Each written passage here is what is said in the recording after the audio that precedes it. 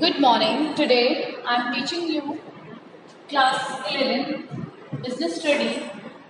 This is chapter number 4 business services. So in this chapter, in my previous video, I explained about the services of bank, about bank draft. Okay. Now today I will start explaining my lecture by banker's check or pay order. Okay. So banker's check is almost like the bank draft. It refers to that bank draft which is payable within the town. Okay. So the limit of banker's check is within the town only. Fine. एक bank से जो आपने check बनाया है वो उसी particular town के अंदर ही दूसरे बैंक तक ही उसका ड्यूरेशन डिस्टेंस रहता है. ठीक है. उस टाउन से अगर आप बाहर किसी बैंक से उस अमाउंट को निकालना चाहते हैं तो उस कंडीशन में बैंकर्स चेक आपका हेल्प नहीं करेगा. Fine. Then more features about the bankers cheques. In practice, banker's check is payable at the branch of issue and is issued for payment within the local clearing jurisdiction. ठीक है. तो अगर आपको locally amount उस check को clear करना है तो लोकल वे पे आप पे ऑर्डर का यूज कर सकते हैं. Like a bank draft, there is a full guarantee for the drawing bank about the payment of the banker's check to the pay. So there is no chances of being dishonored of this banker check also like the bank draft. Okay. जिस तरह bank draft जो हमारा होता है वो dishonoured नहीं होता, उसी तरह हमारा बैंकर्स चेक भी डिसऑनर्ड नहीं होता है. ठीक है. इसमें जो पेमेंट होती है वो ऑलरेडी ट्रांसफर हो चुकी होती है. That is the proof you have. Fine. So that's why there is no risk of dishonoured of such cheques. Okay. Next, the commission charge on banker's check is less than that on a bank draft. इसमें bank draft से bank cheque में ये थोड़ा difference होता है कि जो bank draft bank बनाता है उसमें ज़्यादा फी चार्ज करता है और यहाँ पे बैंकर्स चेक का जो फी चार्ज है वो as compare to the bank draft less है. Bank issue bankers cheque for local purpose and issue bank draft for out station also. Fine.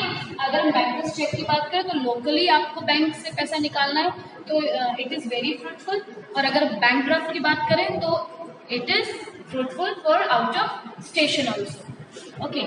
Then it is also known as pay order, और bankers cheque को हम pay order भी कहते हैं. Now the next main topic that is real time gross settlement. So, real-time gross settlement system is an online system. ये एक online system है. ठीक है. And in which fund transfer or money transfer take place from one bank to another on real time on gross basis. Fine. तो real time gross settlement एक type से हम कह सकते हैं पेमेंट ट्रांसफर्ड और money transfer through electronic from one person to another person. एक person को दूसरे पर्सन को अगर मनी ट्रांसफर करना है तो रियल टाइम ग्रॉस सेटलमेंट एक बेस्ट वे है जो कि इजीली आपका मनी ट्रांसफर होने में हेल्प करता है. जो आपके बिजनेसमैन है basically they use real time gross settlement. Fine. और अगर हम इसके फीचर्स की बात करें तो इसका जो पेमेंट है वो बहुत ही ज़्यादा स्पीडली काम करता है. ठीक है. बहुत स्पीड से इसमें काम होता है. Fine. Okay. And if we look at here, it is very fast service as compared to the National Electronic Fund Transfer. ठीक है. ये भी एक तरीका है जिससे आप अपने मनी को ट्रांसफर कर सकते हैं through electronically. Okay. But it is nowadays अगर हम आज की तारीख में बात करें तो रियल टाइम ग्रॉस सेटलमेंट जिससे जो मनी ट्रांसफर होती है वो हमारे जो टोटल वर्ल्ड में जितने भी कंट्रीज हैं more than 100 countries are using this RTGS.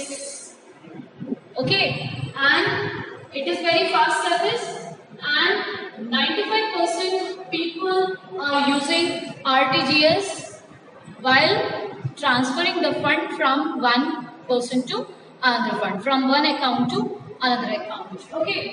इसमें जो मिनिमम लिमिट होती है वो 2 लाख की होती है कि आप 2 लाख किसी को भी ट्रांसफर कर सकते हैं. ठीक है. और इसमें इसमें जो चार्ज आप फाइंड करते हैं वो 30 रुपीज चार्ज करते हैं अलॉन्ग विद अदर सर्विसेज। जो अदर सर्विस चार्जेबल होते हैं वो बैंक उससे काट लेता है, ठीक है। और अगर इससे बढ़ जाता है 2 लाख से अगर आप ज्यादा फंड को ट्रांसफर कर रहे हैं then you will pay 55 rupees per transaction along with the other service charges also, okay. Now, if we read more detail about the RTGS, first is operated by RBI. So, RTGS system is maintained and operated by the RBI and provides a mean of efficient and faster fund transfer among banks. तो यहाँ पे जो RTGS है वो RBI के द्वारा operate होता है। ये बहुत ज़्यादा फास्ट सर्विस होती है। आप एक बैंक से दूसरे बैंक में जब मनी को ट्रांसफर करते हैं तो वो within a short period of time एकदम से आपका अमाउंट दूसरे अकाउंट में, दूसरे बैंक के अकाउंट में मेंशन होता है, इंडिकेट करता है, दिखाता है। देन सेटलमेंट की अगर हम बात करें तो RTGS refers to continuous settlement of fund transfer individual on an order by order basis without netting, okay. ये एक ऐसा सेटलमेंट है कि लगातार इंडिविजुअल्स अगर अपने मनी को ट्रांसफर करता है दूसरे पर्टिकुलर अकाउंट में थ्रू इलेक्ट्रॉनिकली तो इजीली वो ट्रांसफर हो सकता है।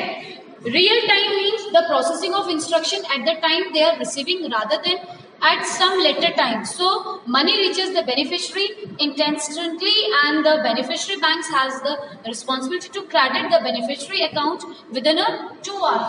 तो यहाँ पे रियल सेटलमेंट का मतलब है कि जो भी अमाउंट पेई अगर पे कर रहा है एक बैंक से दूसरे बैंक में ट्रांसफर हो रहा है तो दूसरे बैंक का ये रिस्पॉन्सिबिलिटी बनता है कि वो उस बैंक को उस पर्टिकुलर अकाउंट में क्रेडिट कर दे, ठीक है, क्रेडिट दिखा दे विदिन अ 2 आवर, 2 घंटे के अंदर अंदर जहाँ पे अमाउंट पहुंच गया उस अकाउंट में एंट्री करना दिखा दे 2 घंटे के अंदर अंदर। समझ में आ गया?